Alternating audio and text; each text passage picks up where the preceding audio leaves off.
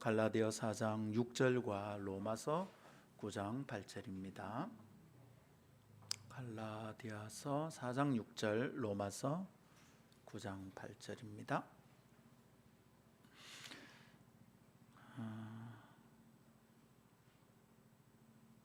두 절이다, 그죠? 우리가 소리를 맞추어서 각각 읽도록 하겠습니다. 4장 6절은 자매들이 읽으시고요, 로마서 9장 8절은 형제들이 읽도록 하겠습니다. 갈라디아 4장 6절 자매들 시작. 너희가 아들이므로 하나님이 그 아들의 영을 우리 마음 가운데 보내사 아빠 아버지라 부르게 하셨느니라. 로마서 9장 8절 형제들 시작. 곧 육신의 자녀가 하나님의 자녀가 아니요 오직 약속의 자녀가 씨로 여기심을 받느니라. 아멘. 이것은 하나님의 말씀입니다. 하나님의 말씀은 능치 못함이 없습니다. 아멘. 오늘은 아름또래 친구들이 나와서 찬양할 건데요, 찬양이 끝나면 친구들은 앞에 서 있고, 오늘 서윤이가 안 보이네. 그래요? 그러면 여러분 준비한 선물을 가지고 나와서 선물을 주고 우리가 아름또래들을 축복하도록 그렇게 하겠습니다. 네, 박수로 맞이합시다. 잠깐만, 박수 시원찮은데 다시 박수로 맞이합시다.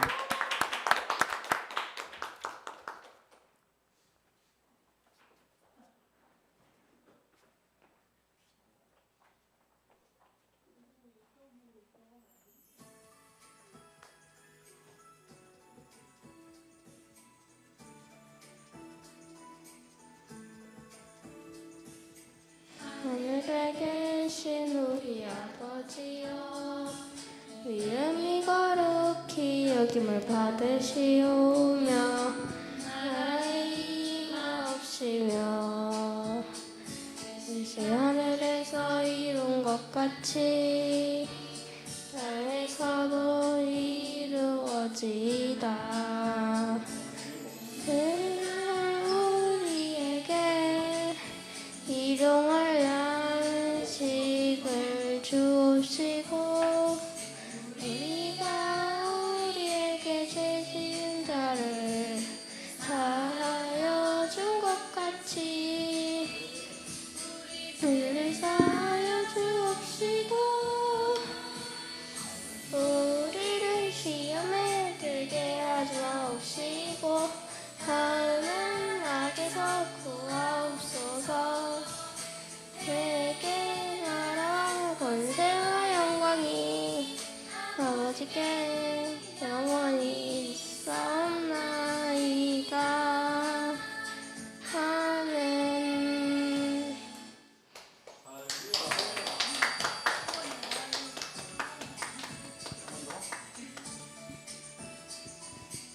한 번 더 오예.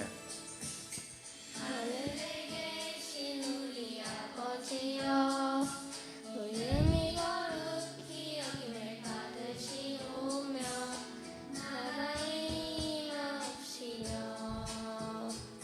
이제 하늘에서 이룬 것 같이 땅에서도 이루어지이다. 우리에게 일용할 양식을 주옵시고 우리가 우리에게 죄 지은 자를 사하여 준 것 같이 우리를 사하여 주옵시고 우리를 시험에 들게 하지 마옵시고 다만 악에서 구하옵소서. 내게 나라 권세와 영광이 아버지께 영원히 있사옵나이다. 아멘. 자, 제자리에서 우리 오늘 준비한 선물들을 가지고, 아니 그 이사님 옆에 계셔 주세요. 선물들을 가지고 나와서 선물을 전달하면서 축복의 말을 꼭 해주세요. 축복어마를 꼭 해주시기를 바랍니다. 저부터 시범을 보여보겠습니다.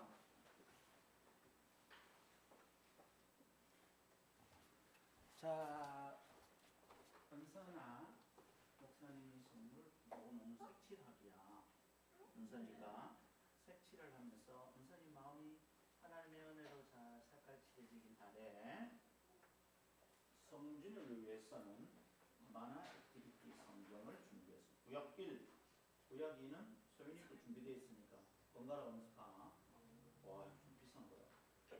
목사님이 돈 좀 많이 썼어. 그렇지만 성준을 위해서 하나님은 하나님의 아들까지 주셨습니다. 이건 하나도 비싼 게 아니야. 축복해. 자, 다른 분들 나와서 빨리 축복하시고 선물 주세요. 네. 우와. 자, 이쪽으로 뭐 여기 나와봐. 우와, 성준이 거. 또 요거는 은선이 거. 우와. 나중에. 자, 이쪽에 있어. 요렇게 써서. 자, 서연이 거 이거 올려놔 보자. 서연이 거다. 은선이 거. 자, 빨리 오세요. 성준이 이제 올려놓을까? 아니, 많다, 이거 지금. 자, 빨리. 네? 안 잡습니다. 그거 비쌉니다. 그거. 은선이가 스티커를 좋아해가지고. 아이고 성준. 이거는 서연이가. 예. 자, 어서 나오세요. 어서 나오세요. 네. 은선아, 이거 또 있다. 이거 또 있다. 봐라. 와우, 은선아. 거기부터 아니, 지금 저 시점이 거면 자, 집사님. 안에 뭐가 들었을까? 나중에 보자. 자, 여기도. 자, 매자. 뒤에 매자. 우와. 선물이도 매자. 우와. 해볼까? 완전히 신이 났네. 자, 오늘 막 난리 났다. 자,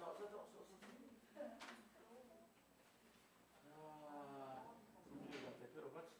하나님과 사랑하시기에 더욱 사랑스러워하며 네. 세계 같이 다 몰아. 네, 한꺼번에 다 몰아놨네. 자, 이제 상민 삼촌도 선물입니다. 잠잘 자고. 자, 우리 이 자리에 서서 우리 한번 축복합시다. 축복 기도합시다. 다 같이 기도하고 김 목사가 투표해서 기도하고 다 같이 기도합시다. 하나님 아버지, 사랑하는 우리 아이들 주님 안에서 건강하게 주셨고 하나님의 백성답게 잘 자라게 도와주시옵소서. 하나님의 사랑하시는 아이들 살아갈 수 있는 순간을 더 서울 실제 도와주시옵소서.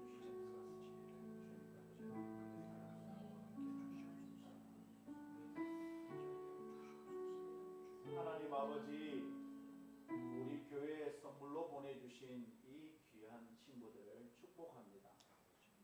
오늘 어린이날이어서 그동안 다 표현하지 못하던 것들을 한꺼번에 다 표현했습니다. 하나님, 저희가 이 하루만 이 아이들을 사랑하는 것이 아니라 1년 365일 늘 사랑하고 기도해서 하나님의 자녀답게 잘 자라나고 건강하고 사랑을 많이 받는 친구들이 되게 주옵소서. 우리 교회는 어리고 연약하고 힘든 사람들이 와서 힘을 얻는 교회가 되게 주옵소서. 감사합니다. 주 예수님 이름으로 기도하옵나이다. 아멘. 박수. 가지고 가도 되고 나중에 가져가도 된다. 그렇지. 왔다, 이 선물이 너무 많네. 이 중에 몇 개는 슬쩍 하고 싶다. 할렐루야. 오늘은 성준이도 있고 다 있어서 아이들과 함께 나누는 메시지를 준비하고 싶은데 이게 애들 설교는 하는 지 너무 오래돼가지고 아이들 설교는 안 될 것 같아. 근데 사이사이에 함께 나눌 수 있기를 바랍니다. 기도합니다. 하나님 말씀 앞에 나아갑니다. 어린이 주일을 맞아서 어린이에 대한 생각, 아버지에 대한 생각, 우리의 신분에 대한 생각 묵상하면서 말씀 앞에 섭니다. 저에게 은혜를 허락하시고 삐뚤어진 생각이 하나님의 말씀으로 고쳐지는 놀라운 은혜 주옵소서. 주 예수님 이름으로 기도하옵나이다. 아멘. 제 이름은 김상건이고요. 금방 앞에 나왔던 친구 이름은 오성준입니다. 생각해 보셨습니까? 왜 저는 김상건일까요? 제 친구들은 상건아 부르기도 하고 제 어머니는 건아라고 부르기도 합니다. 그런데 제 전체 이름은 김상건입니다. 저기 있는 친구도 성준아라고 부르기도 하고 집에서는 준이야 이렇게 부르기도 합니다. 맞죠? 예. 그런데 이름이 오성준이 전체 이름입니다. 자, 질문. 근데 김 목사를 왜 오상건이라고 안 부를까요? 왜 성준이를 김성준이라고 안 부를까요? 김성준 하니까 목사님 이름 생각이 나네. 왜 그렇게 할까요? 왜 저를 오상건이라 안 그러고 성준이를 김성준이라고 안 그럴까요? 생각해 보셨습니까? 뭐 때문이죠? 아버지 때문이죠. 아버지가 다르기 때문이에요. 그죠? 김 목사의 아버지가 김이라는 성을 가진 사람이라는 뜻이 제 이름에게 있어요.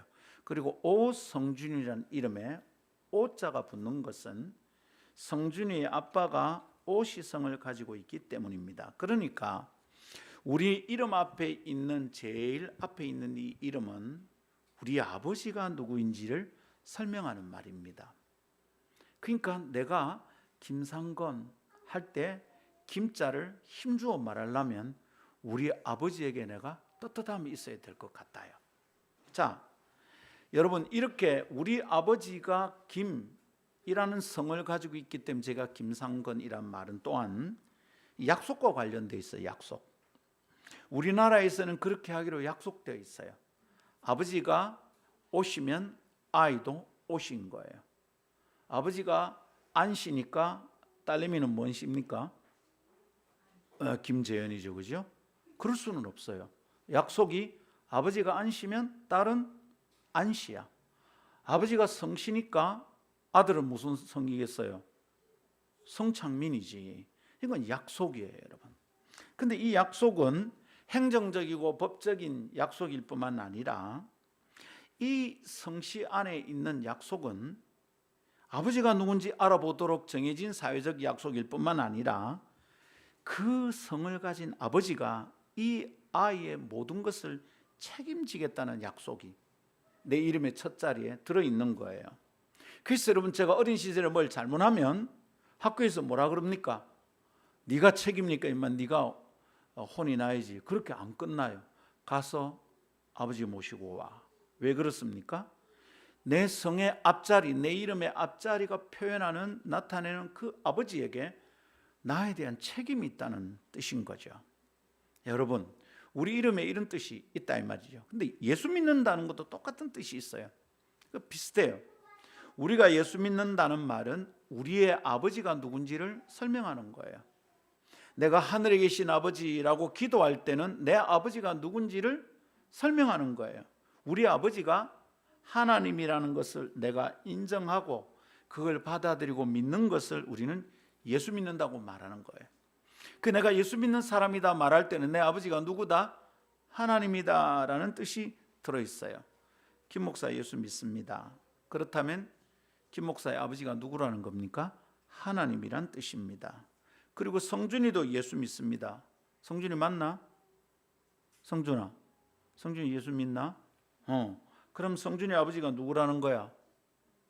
야, 여기서 오세훈 하면 대박이죠. 오세훈이가 하나님이 됩니다. 우리가 예수 믿는다는 말은 내 아버지가 하나님이라는 뜻입니다. 근데 이상하죠? 김 목사에게도 하나님 말고 아버지가 있고요. 성준이에게도 하나님 말고 아버지가 따로 있어요. 그런데도 하나님이 또 아버지랍니다. 제 아버지는 창자 섭자를 쓰시는 그분입니다. 성준이 아버지는 오세훈 집사님입니다. 그런데 우리가 하나님을 또 아버지라고 그럽니다. 어떻게 된 걸까요? 이게 맞습니다. 우리에게는 아버지가 둘입니다. 한 아버지는 우리가 땅에 태어날 때 유전인자를 물려준 분이지요. 이 유전인자를 우리는 다른 말로 뭐냐면 씨라고 그래요. 씨. 로마서 9장 8절 보니까 곧 육신의 자녀가 하나님의 자녀가 아니요 오직 약속의 자녀가 그다음 뭐랍니까? 씨로 여기심을 받느니라. 이게 이어지는 거예요. 이거는 유전인자는 씨예요. 그래서 우리가 김씨, 주씨, 안씨, 오씨 이렇게 되는가 봅니다. 땅에 태어날 때 이렇게 유전인자를 빌려주신 분, 물려주신 분을 우리는 땅에 있는 아버지, 곧 땅 아버지라고 부를 수 있습니다. 한번 따라합시다. 땅 아버지. 그리고 하나님이 우리에게 아버지라는 거죠. 그러니까 우리는 땅 아버지만 가진 사람이 아니라 하늘 아버지도 가지고 있다, 이런 말이지요. 그 하늘 아버지가 누구다? 하나님이다, 이 말입니다. 자, 그런데 내가 김갑니다 이럴 때 아버지가 김이라는 성을 가진 분이고 그분이 나에게 책임이 있다는 뜻이 있다 했잖아요. 우리에게 하늘 아버지가 있다 예수 믿는 사람은 그 말은 하나님이 우리 아버지라는 뜻이라 했죠. 그리고 이 말 속에는 하나님과 우리 사이에 약속이 들어있다는 뜻입니다. 약속이 있어요. 우리가 하나님을 아버지라고 부르고 하나님이 우리를 아들이라 딸로 여길 때는 그 말 속에 뜻이 있어요. 약속이. 아버지가 자녀들의 삶을 책임지고 잘못을 대신 책임져서 벌금을 물고 하듯이 하나님도 우리의 생명과 내 영혼의 운명을 책임지신다는 약속이 거기 들어있다, 이 말입니다. 그래서 여러분, 우리는 약속으로 하나님을 아버지로 만나고 하나님은 약속을 가지고 우리의 인생을, 영혼을 책임지시는 분이다 는 의미에서 우리는 약속의 자녀들입니다. 한번 따라합시다. 약속의 자녀들. 네, 육신의 자녀가 하나님의 자녀가 아니요 오직 약속의 자녀가 씨로 여기심을 받느니라. 만일 내가 하나님의 약속을 믿지 않는다면 내 속에는 하나님의 씨가 없어요. 하나님의 유전인자가 없어. 그러니까 이상한 짓을 하고 사는 거지, 교회 다니면서도. 그런데 내가 육신으로는 보잘것없어. 그러나 내가 하나님의 약속을 믿는다면 어떻게 되죠? 내가 하나님의 자녀가 되는 씨를 가진 사람이, 영적 유전인자를 가진 사람이 되는 거죠. 그래서 우리는 하나님의 자녀, 약속의 자녀가 되는 줄 믿습니다. 아멘. 어렵지 않게 설명하려고 예를 썼는데 아이들은 여전히 못 듣고 있습니다. 완전히 애들 설교를 했어야 되나, 그림 그려서 옛날에 막 유년부 전도사 할 때처럼 했어야 되나 후회하고 있습니다. 어린이 주일을 맞아서 우리는 우리의 아버지가 하늘에 계시다는 것을 기억하고 우리가 그 하늘 아버지의 아들이고 딸이라는 것을 깊이 생각할 기회가 되기를 바랍니다. 그리고 이게 무슨 뜻인지를 우리가 오늘 함께 묵상하면서 은혜의 자리 나가도록 합시다. 다음 세 가지를 여기 와 있는 어른들과 또 아름다리 친구들과 함께 묵상해 보도록 합시다. 첫 번째, 약속의 자녀들은 행복합니다. 두 번째, 약속의 자녀들은 안전합니다. 세 번째, 약속의 자녀들은 약속을 소중히 여깁니다. 세 가지 말씀을 차근차근 나눌 때 하나님의 성령께서 어른이든 아이든 똑같은 깨달음을 주시고 은혜 주시기를 바랍니다. 첫 번째 따라합시다. 약속의 자녀들은 행복합니다. 약속의 자녀들은 행복합니다. 이 땅의 아이들이 행복한가 생각하면 마음이 참 우울합니다. 저는 제 아들이 고등학교 입학하고 학교 갈 때 이렇게 대문에 나와서 아이를 보내면서 제 마음이 참 아팠어요. 가방이 너무 무거워진 겁니다. 중학교 다닐 때보다 고등학교. 왜냐하면 밤 늦게까지 학교에서 공부를 해야 되니까 가방이 축 처지는데 새벽에 들어와서 아침 일찍 나가는 아들을 보는 게 마음이 너무 아픈 겁니다. 얘들이 행복할까 생각을 했습니다. 여러분, 이 땅의 아이들은 행복할까요? 이 땅의 아이들이 다 어떤지는 모르겠지만 한 가지 분명한 게 있습니다. 약속의 자녀들은 행복합니다. 만일 약속의 자녀들이 행복하지 않다면 무언가 잘못된 거예요. 하나님은 약속의 자들이 행복하다는 약속을 주셨어요. 그렇지 않다면 이상한 거예요. 자, 우리가 오늘 본문으로 선택해서 읽은 갈라디아 4장 6절은 다시 한번 볼까요? 너희가 아들임으로 하나님이 그 아들의 영을 우리 마음 가운데 보내사 아빠 아버지라 부르게 하셨다. 하나님과 우리 사이에 아버지와 아들의 관계가 맺어졌다 이 말이에요. 그죠? 그래서 우리가 아들이 되었으니까 하나님을 아빠라고 부를 수 있다는 겁니다. 너무 간단한 문제죠. 그죠? 우리가 하나님의 아들이기 때문에 하나님을 아빠라고 부를 수 있다. 이게 성경의 가르침입니다. 물론 하나님의 아들이란 말은 대표격 표현입니다. 난 딸인데 뭐 그럼 나는 버렸나? 아니고 여러분, 이거는 대표격 표현이죠. 아들만 아니고 딸도 하나님의 딸이라는 뜻이 들어있다는 걸 생각하시고 오늘 참여한 딸들은 삐지기 없기. 우리는 하나님의 아들과 딸입니다. 맞습니까? 그래서 하나님을 아빠라고 부르게 되어 있습니다. 이게요, 그냥 내 마음대로 하는 게 아니라 이게 약속이라는 말입니다. 이게 약속이에요. 제가 김상근이 되는 것도 약속이고요. 내가 하나님을 아빠라고 부를 수 있는 것도 약속입니다. 근데 이 약속이 되어서 내가 하나님의 아들인 줄 모르면 어떻게 될까요? 하나님을 아빠라고 부르는데 어색한 거예요. 어떤 사람은 자기 아버지를 아빠라고 부르는 것도 힘들어하는 사람이 있대요. 아빠가 무서워가지고. 근데 여러분, 하나님을 아빠라고 부르지 못하는 사람들이 있어요. 하나님 이러고 벌벌 떨어. 약속을 잘 모르고 있기 때문이에요. 약속이에요, 여러분. 자, 약속이 있어서 우리가 하나님을 아빠라고 부를 수 있어. 그러면 어떻게 되냐면 다른 사람 아무나 아빠를 부를 수 있느냐? 다른 사람 아무나 아빠를 하나님을 아빠라 부르면 안 되는 거예요. 그런 사람은 안 돼. 자, 예를 들어 봅시다. 오늘 창민 형제가 오지현 집사님이 좀 잘해주거든. 그래서 오늘부터 아빠라고 부르기로 합니다. 됩니까? 물론 우리 오 집사님 배에는 아직도 아이들이 많아요. 그래서 뭐 여러 아이들이 아빠라고 부를 수 있을 수도 있어요. 그런데 창민 형제가 오세훈 집사님을 아빠라고 부르는 순간 누가 화가 좀 날 것 같아요. 성주이가 막 째려보는 거야. 왜 우리 아빠를 제 생일날 목요 찬양에서 저를 축복하는데 막 목사님은 내 아빠예요, 아버지예요, 막 이러니 우리 딸이 뒤에 있다 이러더라. 우리 아빠라고. 여러분, 왜 창민 형제가 오세훈 집사님을 참 좋아하고 존경한다 할지라도 아빠라고 부르지 않는가? 왜 그렇습니까? 그건 약속이 틀리기 때문이에요. 성씨는 오씨를 아빠라고 부르지 않아요. 성씨는 성씨인 아빠를 보고 아빠라고 부르는 거예요. 오씨 아저씨를 아빠라고 부를 수 있는 사람은 성준이, 서윤이, 은선이 뿐이에요. 왜냐하면 이 아이들이 오세현 집사의 아들이고 딸이기 때문에 이게 약속이 개입되어 있어요. 우리가 예배당에 나와 예배를 드리는 이유는 하나님이 우리 아빠이기 때문이에요. 우리가 지금 이 예배를 드리고 찬송을 부르는 것은 지금 우리가 어떻게 하고 있냐면 아빠라고 부르는 거예요. 이렇게 하는 이유는 뭡니까? 하나님 우리 아빠이기 때문이죠. 그리고 우리가 하나님의 아들이고 딸이기 때문입니다. 우리가 하나님을 아빠라고 부를 수 있도록 약속이 되어 있기 때문입니다.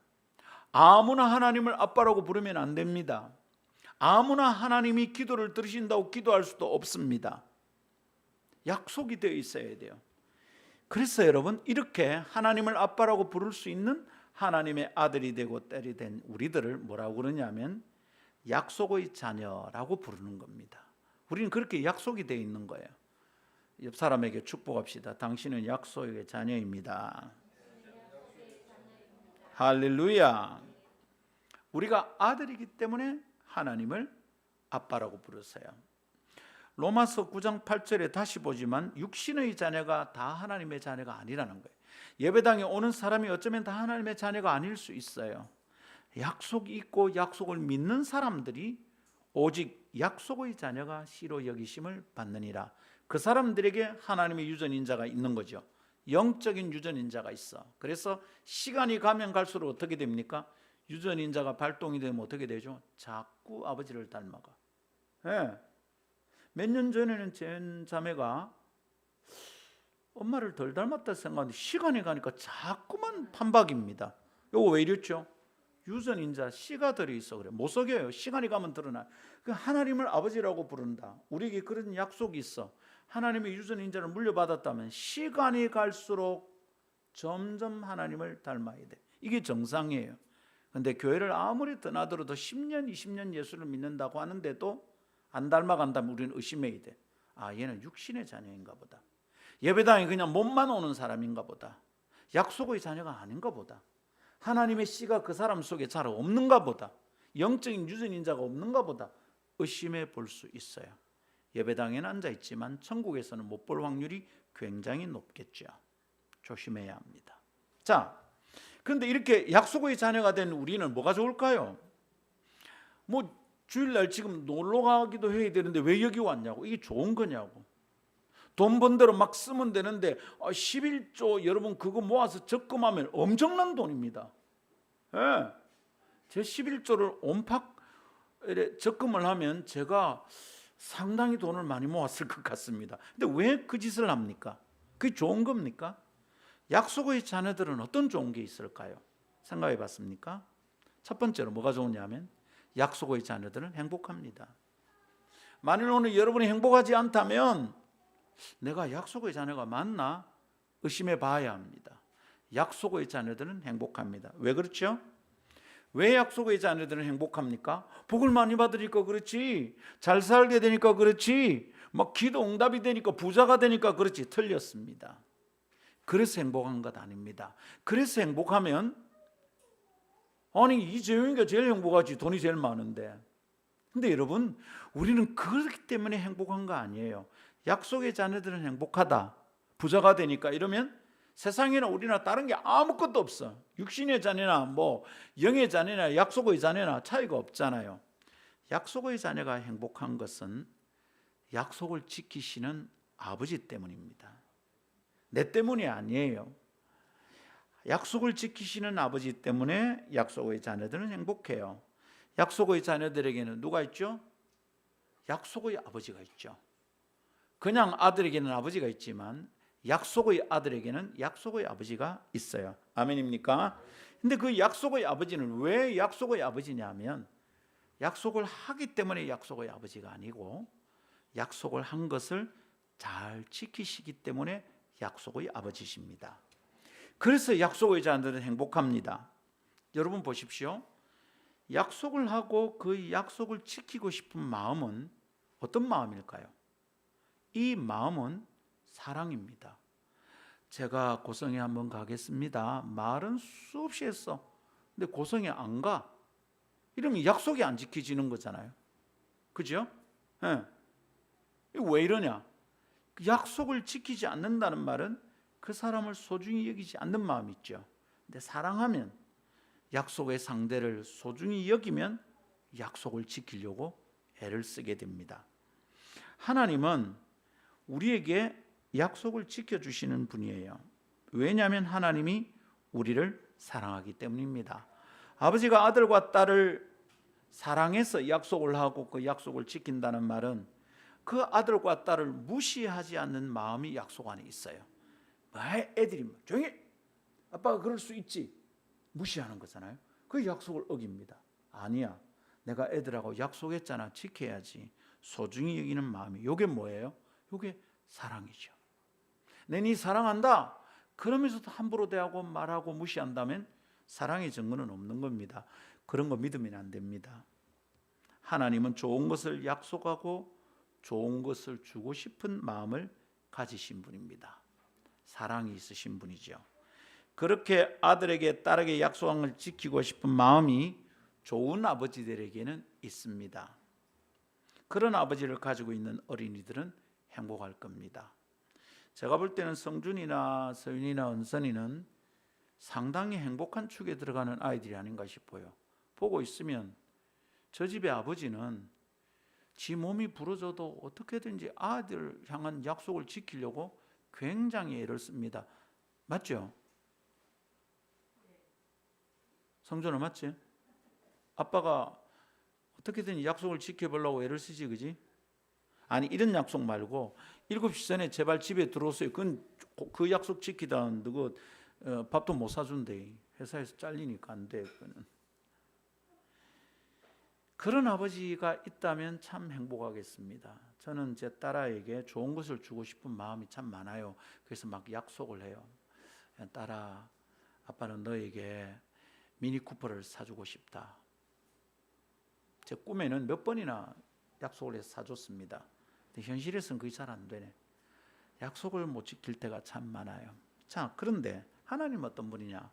하나님 좋으신 아버지죠. 하나님이 좋으신 아버지란 말은 하나님이 약속을 잘 지키는 분이라는 뜻입니다. 하나님이 좋으시다는 것은 그 핵심이 약속에 있습니다. 약속. 한번 볼까요? 주님이 이제 광야를 지나는 동안에 하나님의 자녀들이고 하나님의 백성인 이스라엘이 하나님과 약속을 잘 지켰습니까? 잘 못 지켰습니까? 잘 못 지켜요. 참 말 안 들어요.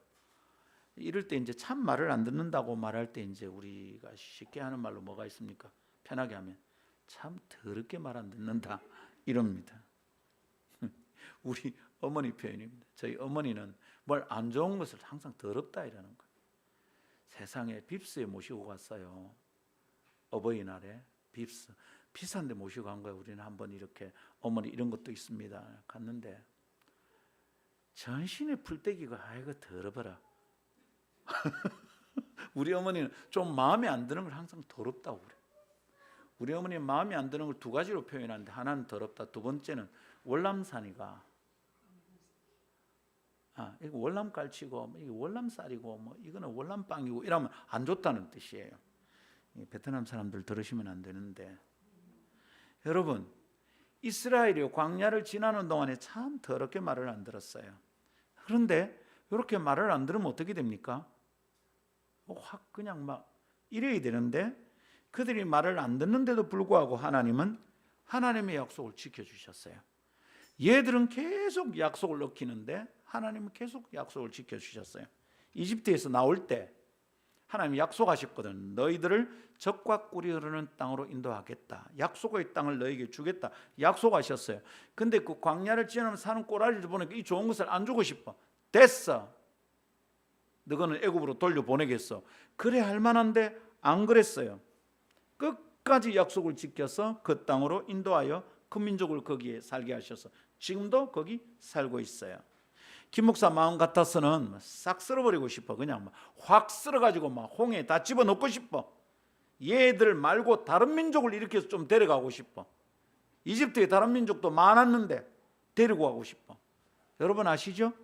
히브리 민족이 히브리라는 말은 처음에는 그 지금 팔레스틴 지방에 살고 있는 유대 땅에 살고 있는 이스라엘 사람을 가리키는 게 아니고 히브리라는 뜻은 오다 가다가 흩어진 유랑민 같은 사람들을 다 히브리라고 말했습니다. 말하자면 다윗이 아둘람굴에 도망가 있을 때 거기에 막 뭐 망한 인구들 다 모였잖아요. 그게 히브리입니다. 히브리.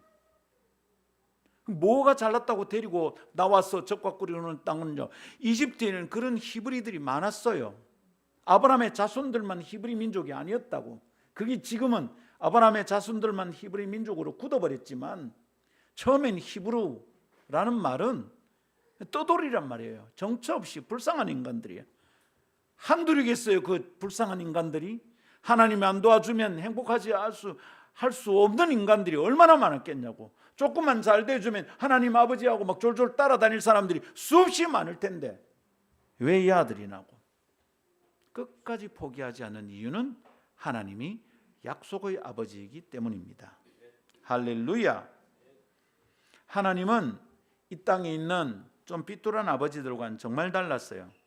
아들과 딸에게 실망하면 지 아들인데 지 딸인데도 미워하는 아빠들이 있잖아요. 얼마나 많습니까? 그래서 아빠가 애를 때려가지고 애가 죽었어요. 엄마 아빠가 애를 미워해서 굶겨서 죽었어요. 뉴스에 수없이 나오는 얘기입니다. 친딸에게 아빠가 이상한 짓을 합니다. 이게 도대체 무슨 이야기인지 모르겠습니다. 약속을 어긴 거잖아요. 네가 내 아들이다. 그래서 내 성을 물려주는 순간 약속이 있단 말이에요. 내가 너를 책임지고 너를 양육하겠다. 네가 어른이 되기까지 내가 너를 꼭 책임질게. 이 약속이 있는데 그 약속을 안 지키는 아빠들이 너무 많은 거예요. 그런데 하나님은 이 세상에 있는 그런 못된 아빠들과는 완전히 다르신 아버지입니다. 할렐루야. 그 하나님이 지금 우리 아빠십니다. 지금 우리 아빠십니다. Right now, right here. 바로 그분이 여기서 지금 우리 아빠시라는 걸 믿으십시오. 이걸 믿을 때 행복해지는 거예요. 근데 교회는 다니는데 행복하지 않아요. 하나님의 아들이고 딸인데 행복하지 않대요. 가만히 보고 있으면 이걸 안 믿어요.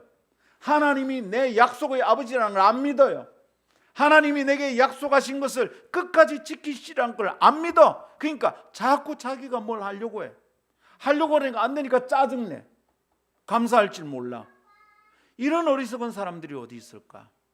하나님은 약속의 아버지십니다. 약속 잘 지키십니다. 하나님은 아무리 작은 약속이라도 반드시 지킵니다.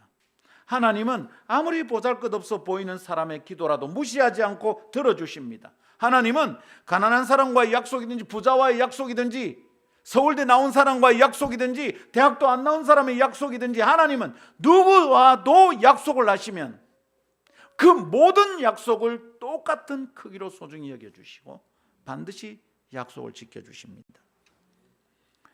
이것과 관련해서 한 슬픈 얘기를 여러분과 나누고 싶은데 필리핀에는요 그들은 필코라고 부르고 우리는 코피노라고 부르는 사람들이 있어요. 코피노는 한국 사람이라는 뜻인 코리안과 필리핀 사람이라는 뜻인 필리피노, 코리안과 필리피노를 합쳐서 코피노라는 합성어가 생긴 거예요. 이 코피노라고 부르는 친구들이 있어요. 사람들이 있어요. 여러분 어떻게 생긴 말인지 어떻게 생겨난 사람인지 이해하시겠죠? 벌써 감이 오지?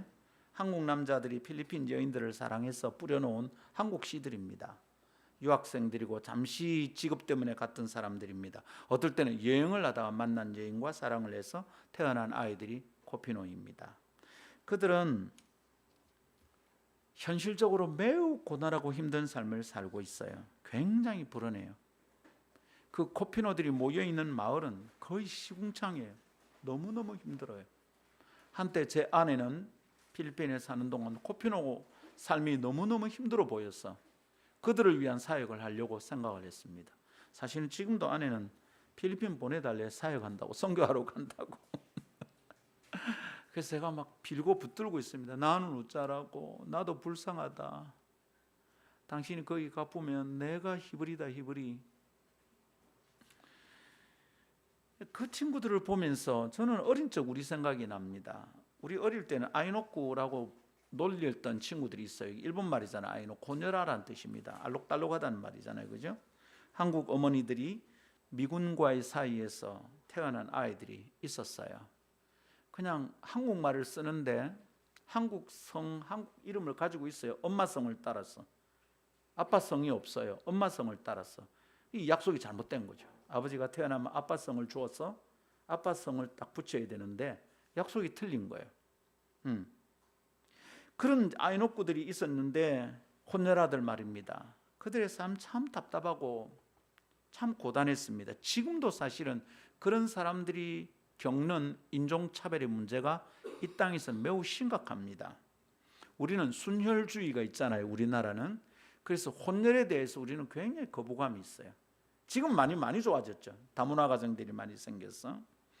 근데 필리핀의 코피노들도 말도 못한 어려움을 겪으며 살고 있습니다. 한 번은 TV에서 다큐를 다룬 적도 있어요.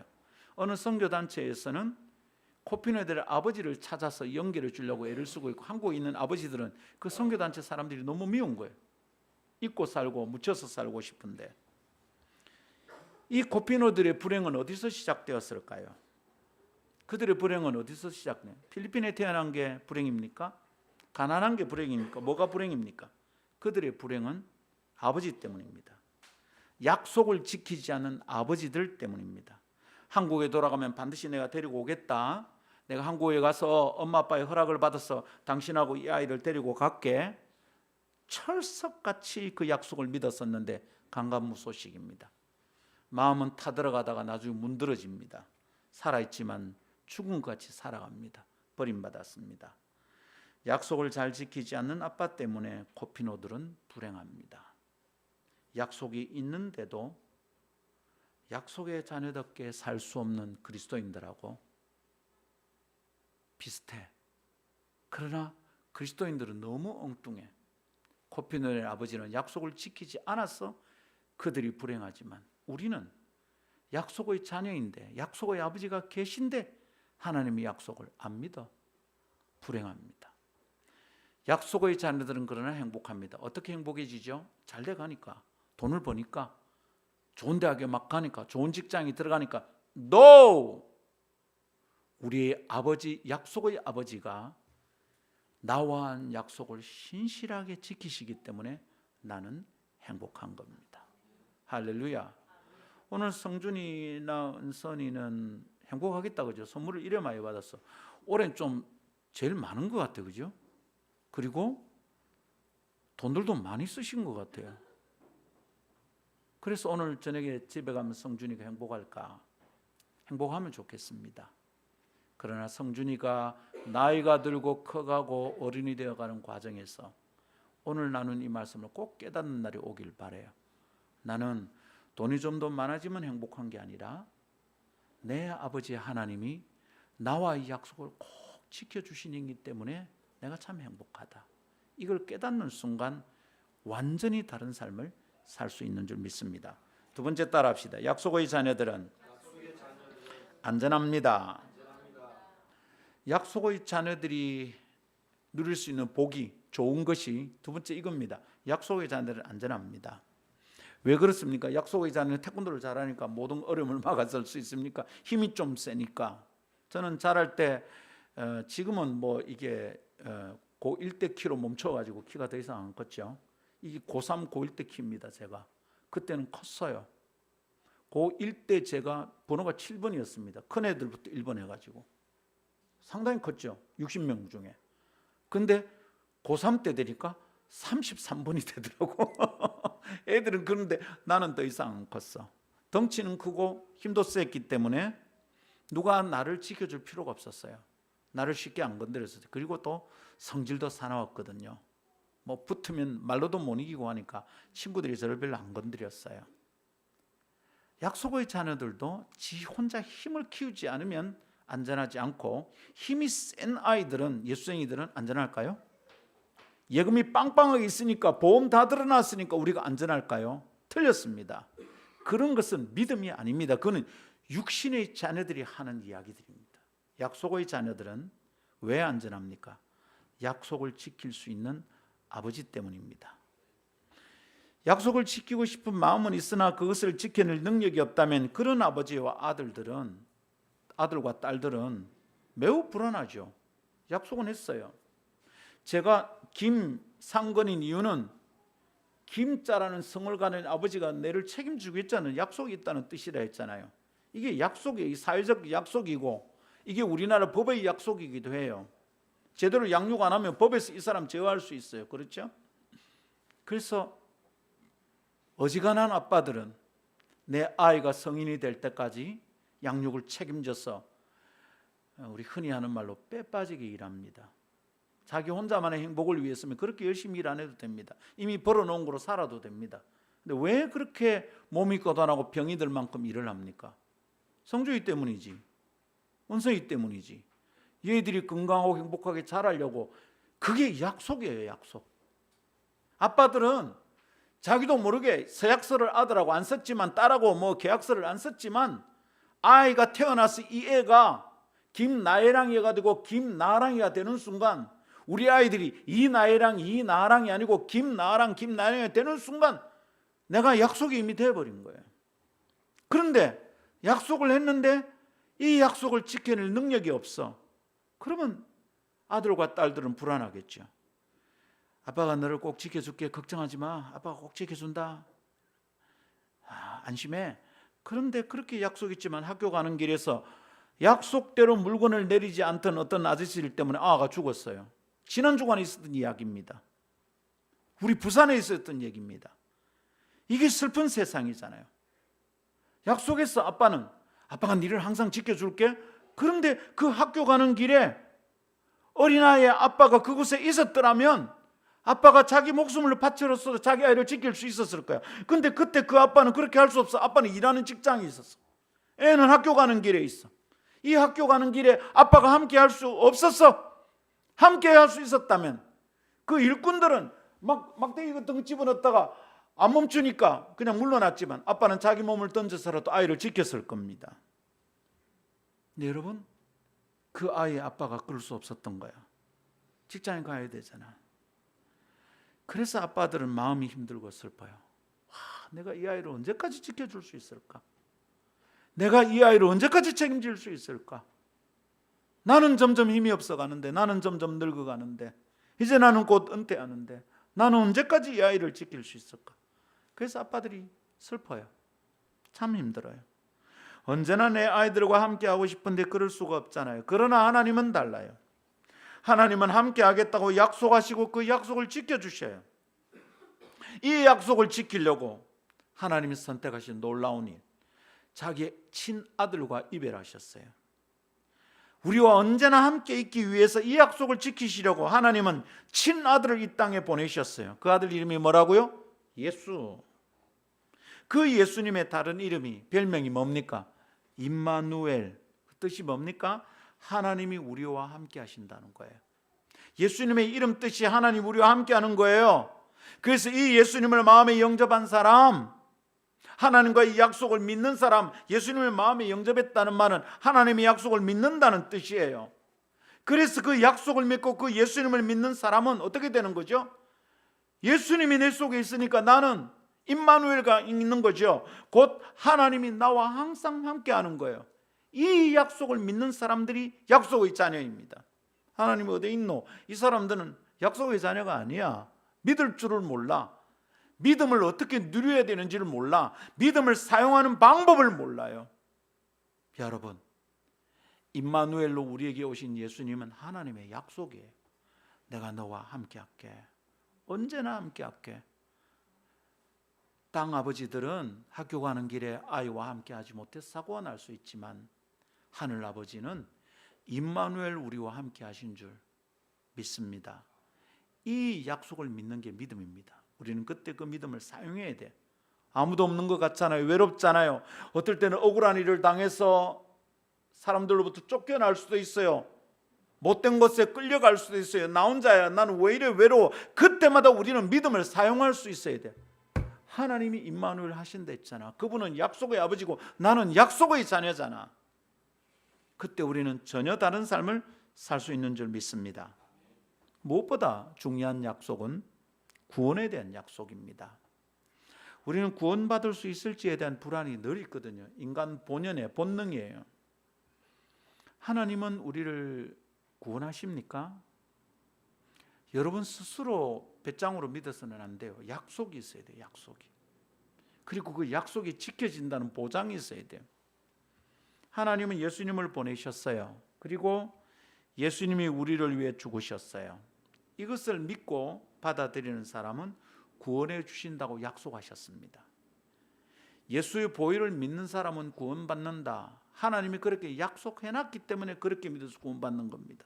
만일 하나님께서 구약처럼 여전히 양의 피로 죄가 용서되고 구원받는다 하면 우리는 지금 예수를 믿으면 안 되고 양을 잡아야 돼요. 근데 하나님이 약속을 뭐라고 했느냐면 예수께서 흘리신 보혈의 피로 너희들은 용서되고 구원받는다. 약속해놨어요. 그걸 믿으면 구원받는다. 이 약속 때문에 우리는 구원받는 거예요.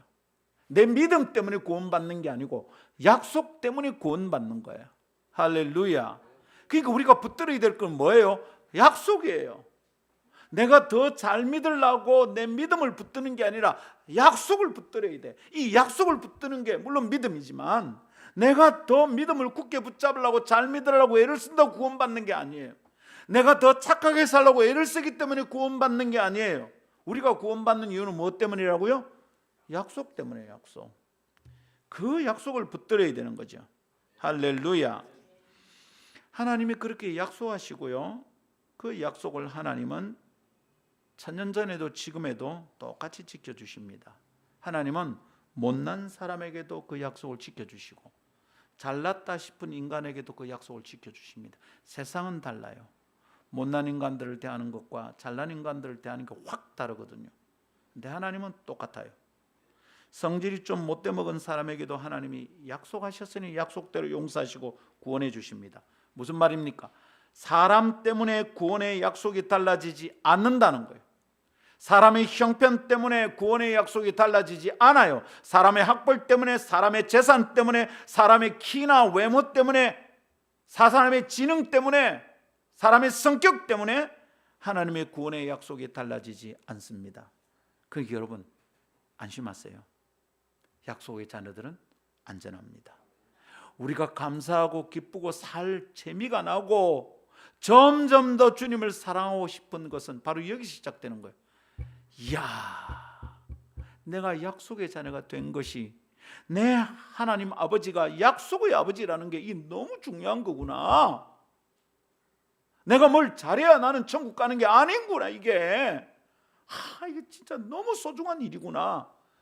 여러분, 그러니까 김 목사가 입버릇처럼 하는 말 있잖아요. 잘하려고 하지 마세요. 내가 노력해서 뭔 결과가 달라질 거라는 생각 자체가 너무 그건 예수 믿는 게 아니에요. 그건 불교식으로 예수 믿는 거잖아요. 내가 뭘 잘해서 구원받는 거 아니에요, 여러분. 감사해서 잘하는 거지.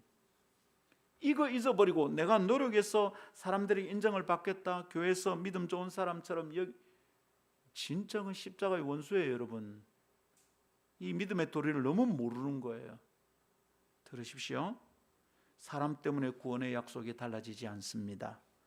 요걸 제대로 살피지 못하는 사람이 교회 안에 장로가 되고 권사가 되고 목사가 되는 순간 그 교회는 망하는 거예요. 그 교회는 교회가 아니에요, 여러분. 세상에 개모임하고 똑같은 거지. 저는 약속의 자녀가 안전하다는 것 때문에 저는 참 감사합니다. 내가 못된 마음을 먹을 때마다 지옥으로 갈 위험이 있다면 내가 안전하겠습니까? 내가 화를 낼 때마다 하나님께서 구원을 취소하신다면 늘 불안하죠. 아마도 살아가면서 몇 수천 번, 몇 만 번 지옥에 가게 될 것 같습니다. 그러나 하나님은 쉽게 약속을 취소하지 않습니다. 사람 때문에 구원을 취소하지 않습니다.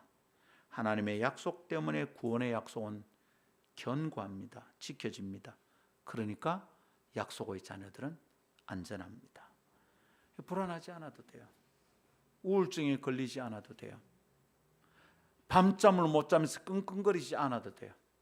내가 안전한 사람이라는 걸 약속으로 깨닫고 약속을 믿으면 잠이 잘 와요.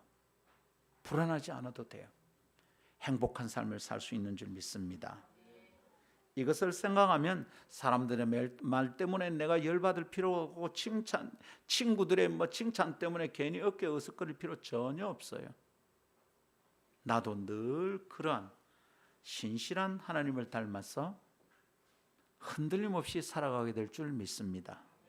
약속의 자녀들은 안전합니다. 마지막 세 번째 따라합시다. 약속의 자녀들은 약속을 소중히 여깁니다. 우리는 약속의 자녀이기 때문에 행복하고요, 약속의 자녀이기 때문에 구원을 잃어버리지 않고 안전합니다. 여러분, 이 두 가지로 꼭 기억하십시오. 하나님 내게 약속을 지켜주신다는 말은 나를 무시하지 않고 사랑한다는 거잖아요. 얼마나 행복해요. 이 땅에 태어난 모든 아이들이 그것을 깨닫고 자라면 참 좋겠어요. 어른들의 눈빛을 오해하지 않고, 어른들이 함부로 아이들을 무시하거나 다루지 않고, 조언과 가르침을 행복하게 받아들이고, 아이들의 말도 무시하지 않고 애들의 얘기까지도 지혜를 다해서 들어주고, 이런 세상이 되면 얼마나 좋을까요? 우리 그런 세상을 만들고 그런 가정을 만들고 그런 교회를 만들어 갑시다. 근데 여러분, 그렇게 약속의 자녀로 우리는 행복할 거고 안전하다. 우리는 어떻게 할까요? 약속의 자녀들은 약속을 소중히 여기는 특징이 있어요. 약속으로 구원받았으니 약속을 소중히 여기는 거예요. 나 약속 잘 지키는 사람이 되어야 되겠구나. 이렇게 되어야 되는 거죠. 유치원에 다니는 아이들은 횡단보도를 건널 때 다 어떻게 합니까? 다 손을 들고 건넙니다. 근데 초등학교 1학년, 3학년, 6학년, 중학생쯤 되면 손 안 듭니다. 어른이 이러고 건너면 야야 아같이 와 그러노.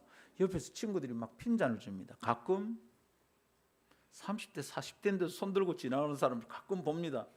유심히 봅니다. 순전하구나 아직. 저는 뭐 유치원들처럼 이렇게 손은 안 듭니다. 지나갈 때 이럽니다.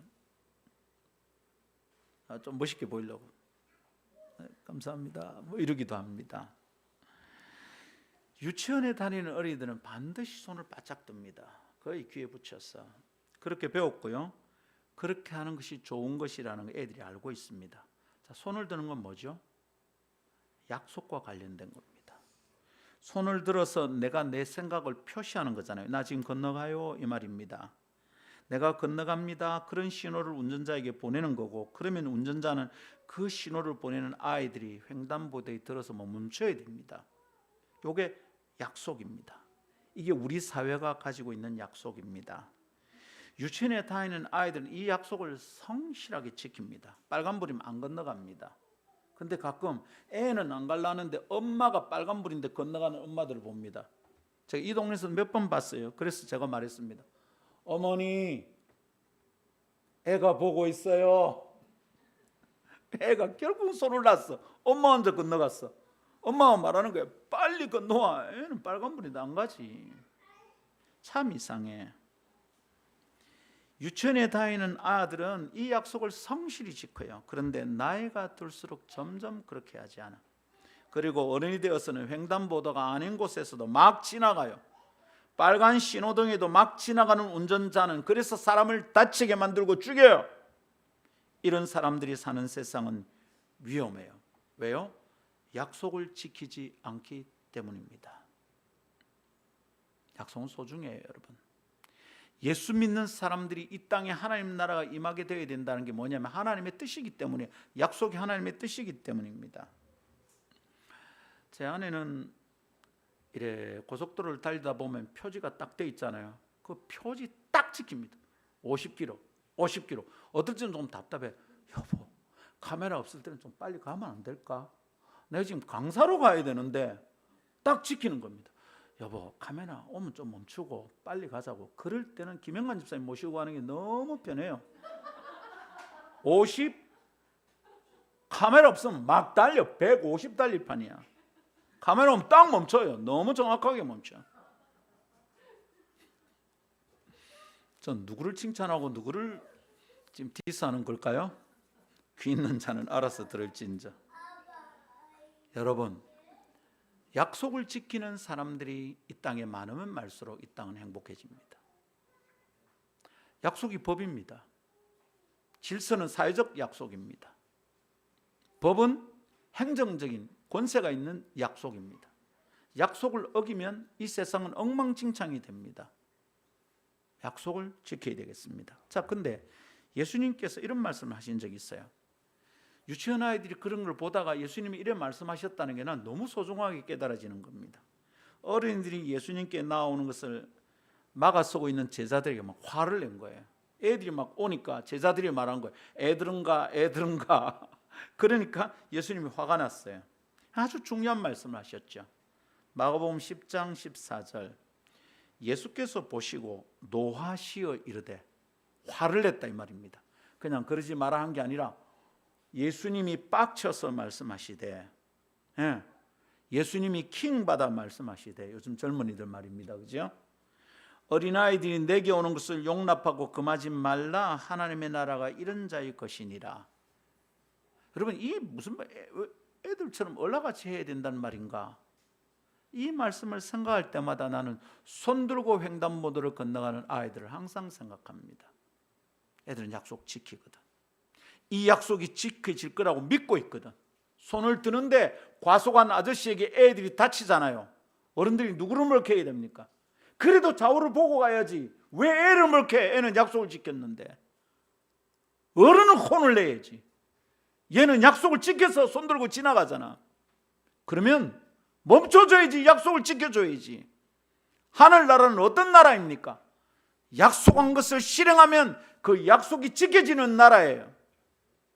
어린아이와 같이 않으면 하나님 나라에 없다. 그런 하나님 나라는 하나님 나라가 아니다. 이 말이죠, 여러분. 약속 소중히 여기고 약속 지켜갑시다. 아무도 보는 일 없을 때도 멈춰야 합니다. 저는 모든 약속을 다 잘 지키는 사람은 아닙니다. 특별히 가족들에게 한 약속을 참 잘 못 지킵니다. 항상 사역이 문제가 돼서 식사 약속해놨다가 갑자기 막 급한 집회가 생기면 미안해 이러고 갑니다.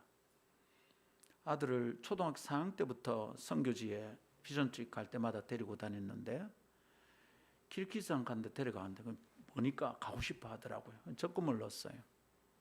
갈 때가 다 됐습니다. 찾아서 가면 되는데 그때 우리 가는 팀이 20몇 명이 갔는데 돈이 안 채워지는 겁니다.